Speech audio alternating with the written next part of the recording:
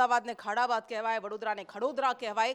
એનું કારણ એ છે કે અહીંયા ભૂવાનું સામ્રાજ્ય છે. હજુ તો ચોમાસું આવ્યું પણ નથી, પરંતુ એ પહેલાં જ આ તમામ શહેરોએ અનુભવ કરી લીધો કે ચોમાસામાં એમની હાલત શું થવાની છે. કારણ કે ઠેર ઠેર ખાડા છે, ભૂવા છે, ને એમાં માણસ ખાબકતો રહે છે, ક્યારેક મરતો પણ રહે છે.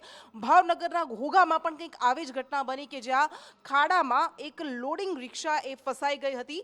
આ દ્રશ્યોમાં આપણે બતાવી રહ્યા છીએ, આ ભાવનગરના દ્રશ્યો છે. ઘોઘા સર્કલ પાસે લોડિંગ ટ્રક અને રિક્ષા ફસાઈ ગઈ હતી. મહા મહેનતે એને બહાર કાઢવાની કોશિશ કરાય. રસ્તો બેસી જતા અચાનક જ રસ્તો બેસી ગયો અને લોડિંગ ટ્રક અને રિક્ષા એમાં ફસાઈ ગઈ હતી. બંને વાહનોને આખરે ક્રેનની મદદથી ભારે જહેમત ઉઠાવીને બહાર કાઢવામાં આવ્યા. વધુ વિગત સાથે સંવાદદાતા મયુર દવે. મયુર, ભાવનગરમાં આ અચાનક જ ખાડો પડી જાય અને એમાં મોટા વાહનો ખાબકી જાય, ચોમાસામાં શું હાલત થશે જો ઉનાળામાં આવી હાલત છે તો?